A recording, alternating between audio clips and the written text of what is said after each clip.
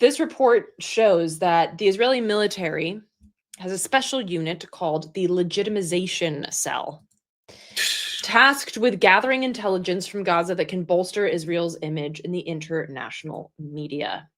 So basically, like, a huge crux of this is to ensure that they keep getting weapons. And in order to do that, they really feel that the Hasbara machine has to be working in overdrive to ensure that every time more evidence comes out of these horrific war crimes that always seem to be one-upping another, it can somehow be linked to Hamas, and then that would make it okay. Which, by the way, even if that were true, it would not make it okay. And also, it's bullshit. So this unit has been assigned to identify Gaza-based journalists that it could portray as undercover Hamas operatives in an effort to blunt growing global outrage over Israel's killing of reporters. According to sources, the legitimization cell's motivation was not security, but public relations, which is really, at this point, the bulk of what Israel is trying to do, is to ensure that it can keep this going through public relations. So they were driven by the anger that Gaza-based reporters were smearing Israel's name like it's hard. And so they were eager to find journalists that they could link to Hamas. Whenever criticism of Israel in the media intensified, the legitimization cell was told to find intelligence that could be declassified and employed publicly to counter the narrative. An intelligence source told the 972 magazine that if the global media is talking about Israel killing innocent journalists, then immediately there's a push to find a journalist who might not be so innocent, as if that makes killing the other 20 acceptable, the source said. And we should also probably point out that what they consider being connected to Hamas could literally be like they received a text from someone connected to Hamas, which guess what reporters do? They talk to people in Hamas. Also, Hamas is so large that someone could like literally, take out the trash for Hamas or to be the mail carrier, and he's Hamas. And then, you've got a text with that person. So now you're Hamas. So here's an example of making, well, I mean, what you're talking about, but also making shit up just whole cloth. Yeah. So on October 17th, 2023, there was a deadly explosion at Al-Ali Hospital in Gaza City. The Gaza's Ministry of Health reported that an Israeli strike had killed 500 Palestinian.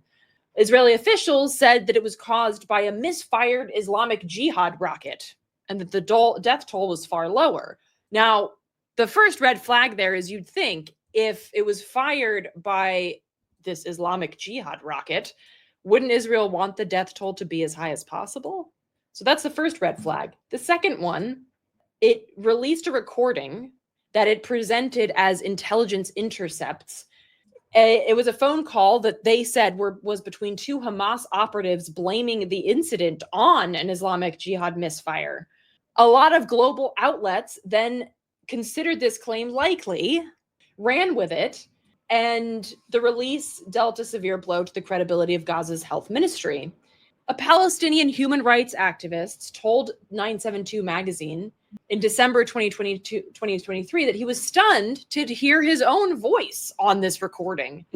And he said this was simply a benign conversation with another Palestinian friend, and neither one of them had ever been a member of Hamas.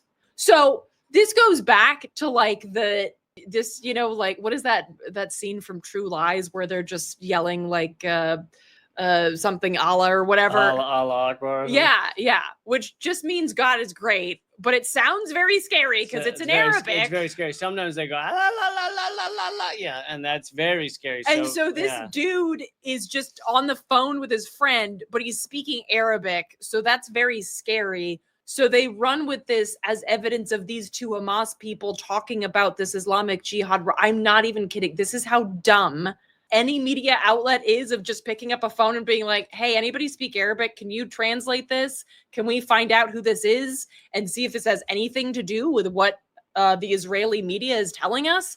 No. They just accept it. Yeah. Intelligence personnel outside the legitimization cell were told to flag any material that might aid Israel in the information war. There was this phrase, a source recalled, that's good for legitimacy. The goal was simply to find as much material as possible to serve Hasbara efforts. And this isn't really news to most people watching, I'm assuming. And this isn't news even when you consider US media, manufacturing consent. Anybody who's, 35 or older will remember this shit from the Second Iraq War and onwards. This is what our media does. And this is obviously what Israeli media does too. But I think it's really important because we can get stuck in this. What if that's true? And what if Hamas did this? And what if and we can get stuck in these chasms that Hasbara and the US propaganda make for us. And the truth of the matter is twofold. One, it's bullshit. Secondly, to roughly quote Mohammed Al-Kurd, the author of Perfect Victims, even if every single reporter in Gaza were linked to Hamas, which they're not, but even if they were, doesn't matter. You do not get to genocide someone just because they're a member of a group that you don't like. That's not how that works. And you can't bomb a hospital because you think someone of that group is inside. Just blow up everybody. The argument that These are all war crimes. The argument that I like to use that should feel very familiar, unfortunately, to people in the US. Let's say that there's an active shooter in a school. Do you bomb the school and all of the children inside of it to get to that active shooter? No, you don't, because that would be fucking insane. But that's exactly what Israel does. And then everybody here is like, well, they were hiding in a school. It doesn't matter. It does not fucking matter. So again, these claims by Israel are all bullshit. And also, even if they weren't,